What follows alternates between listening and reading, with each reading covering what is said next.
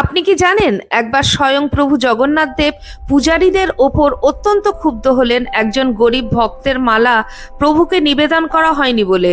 বলা হয় রঘুদাস জগন্নাথ দেবের একজন বড় ভক্ত ছিলেন। রঘুদাস আসলে ছিলেন ভগবান রামের পরম ভক্ত। শ্রী রাম ছাড়া তিনি কিছুই বুঝতেন না। জগন্নাথ দেবের মন্দিরের সিংহদ্বারের পাশেই একটি বড় গাছের নিচে ছিল তার আশ্রয়।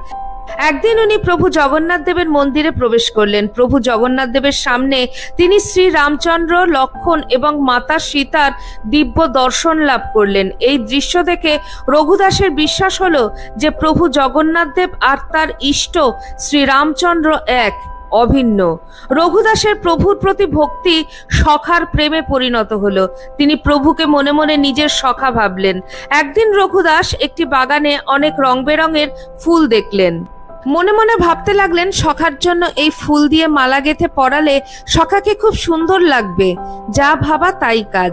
খুব যত্ন করে ভক্তি ভরে বাগান থেকে পুষ্প চয়ন করে নিয়ে এলেন, কিন্তু মালা গাঁথার জন্য কোনো সুতো পেলেন না যা দিয়ে মালা গাঁথবেন।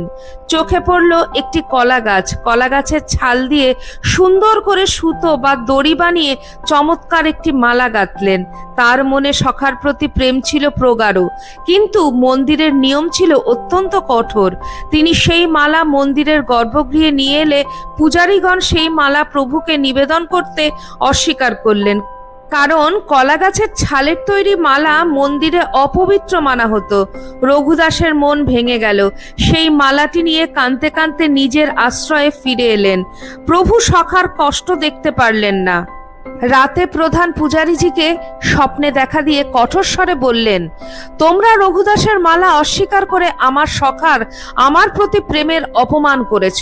ওই মালা আমার কাছে সব থেকে প্রিয়, কারণ সেটা প্রেম দিয়ে তৈরি ছিল, কোনো নিয়ম দিয়ে তৈরি নয়।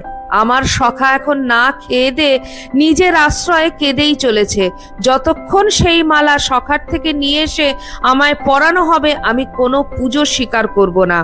সকাল হতেই পূজারীরা ছুটলেন রঘুদাসের কাছে। তাঁর চরণ স্পর্শ করে ক্ষমা ভিক্ষা চাইলেন। সেই মালা সহ রঘুদাসকে মন্দিরের গর্ভগৃহে খুব শ্রদ্ধা ভরে নিয়ে গেলেন। সেই মালা প্রভুর গলায় পরানো হলো। বলা হয় প্রভুর গলায় সেই মালা পরানোর সাথে সাথে পুরো গর্ভগৃহ এক স্বর্গীয় আভায় ভরে গেল। চারিদিকে একটি সুন্দর ঘ্রাণ ছেয়ে গেল। মনে হলো যেন প্রভু নিজে তাঁর প্রসন্নতা প্রকট করলেন। বলো জয় জগন্নাথ।